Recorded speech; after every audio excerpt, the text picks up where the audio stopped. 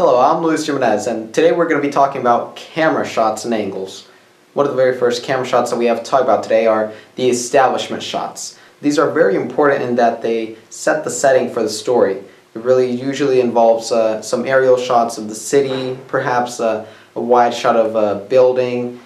Since I did just mention it, you might be wondering what an aerial shot is. As the name explains a little bit, it's a shot taken from the air, it's taken from the sky.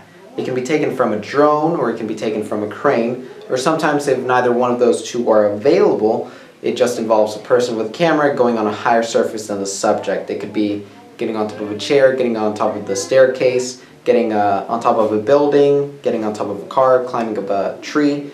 It just gives you really an opportunity, not just for the establishment shot, but sometimes it does give you the opportunity to convey that belittling emotion. Sometimes you just want something to seem really small in comparison to its surroundings, or sometimes it's the opposite. Sometimes you want it to really show the audience how big something is. For example, a car chase scene. Sometimes you want an aerial shot showing how fast the chasing scene is going across the city, across the highways.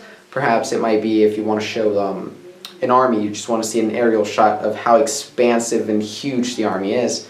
Or sometimes it might be just traffic, something like that. So it really depends on what your goal is, and sometimes an aerial shot can really help you out. Another shot that we want to be familiar with is the full body shot, in which you show the full body of the subject or subjects. It really depends on the situation, of course, but sometimes it's just used to just show the whole outfit, or sometimes you simply just want to have something that shows perhaps if they're running or if they're walking. Another shot that we want to take a look at is the mid-long shot, also known as the American shot, cowboy shot, or western shot. It is a shot that ends somewhere between the knees and the waist. It was first used in western films to show the gun of the cowboys that were being shown. It really has multiple uses, and it really just depends on the mood and the scenery that you want to create. No, this is an American shot. Another shot that we want to take a look at is the mid-body shot. As you can tell, this is the shot that I've been using on myself throughout this video. It's a really good shot if you really want to get the attention on the subject. It really helps when the person is moving their hands around, explaining something, perhaps, or showing something, or whatever. Point is, you want the hands of the subject to have some sort of business. It might be explaining, it might be drinking a cup of coffee, it might be on their phone, reading a book, whatever it might be. The point is, you want them to have some business. Why? Because if the hands don't have any business during that shot, they're most likely going to end up by their sides, and when they land by the subject's sides, well, the hands get cut off. As you can tell in this shot, you can see all my arms. I have them by my sides, but what you do not see are my hands. So although perhaps the audience member might not know specifically that this is something that we shouldn't be doing, they will most definitely be getting kind of an squirmy feely, like it just looks wrong. It just looks and feels wrong. The fact that we see this person's body and their hands are by their side, but you don't see their hands. Okay?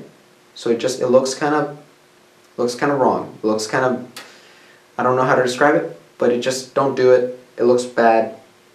If you really need to show the hands and the hands are by the sides, use the Western/American shot. Or whatever you would like to call it, American, Western, cowboy, mid-long shot. It really just depends on your personal preference. But my point being, if the hands are by the side, don't use the mid shot. Another shot that we want to take a look at is the mid close-up shot. And again, this shot is one of the main shots that you will be using throughout filmmaking. It's a shot that's going to end somewhere across your chest. It's supposed to give a little bit more of the personal feeling to the subject, that you actually are connecting with them, and you get to see more of the details on their face as they express their emotions. This isn't so much to see hand movement, but just to get some of the emotion, not full-on detail of what is going on in the person's face, but you do have a greater degree of detail than, say, a mid-body shot. So again, this is a really good shot that can be used in multiple situations, but you really have to find the right timing for it. Another shot that we're going to take a look at is the close-up shot. The mid close-up shot is, as we said, it's something that really cuts off around the shoulder, right underneath the shoulder, somewhere across the chest. The close-up shot ends up going closer to the person's face and ends up cutting some of the hair most of the time, and it's just used to show detail and emotion on the person's face. It might be shock, fear, laughter, whatever the case might be. Sometimes it can just be that the person is turning red because they're embarrassed in an embarrassing situation, or it might be because they're turning green because they're sick, or it might be that they're turning purple because they can't breathe. I don't know. Point is, you want to show detail and emotion on the person's face. The next step to a close-up is the extreme close-up. As where the close-up is somewhere like right here-ish, the extreme close-up can get even narrower. It can go down to get an extreme close-up of the eyes. Maybe the person is squinting, looking for something far off in the distance, or let's just say that a person is saying, oh my god, that person has beautiful lips, so you want to show an extreme close-up of the beautiful lips.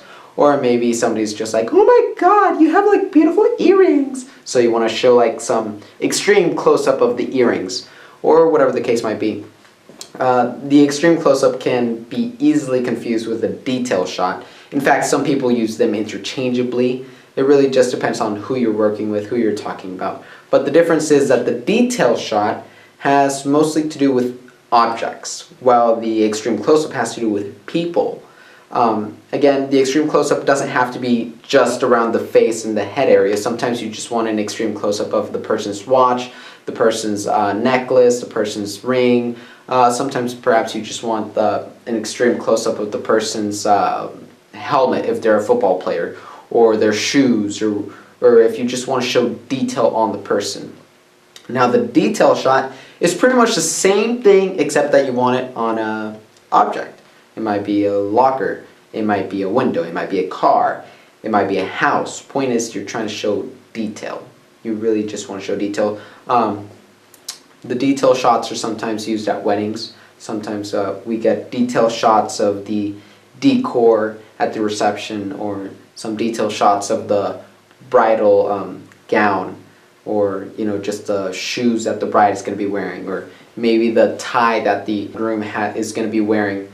Point is, you just want to show detail. And although these are very specific examples of detail shots, you can definitely be using these shots on any object that you want to show in the scene. Anyways, I hope that all of these tips and demonstrations on shots help you, and I hope that next time you shoot something, you have these shots in mind. Thank you for watching, and I'll see you next time when we talk about angles and camera movement.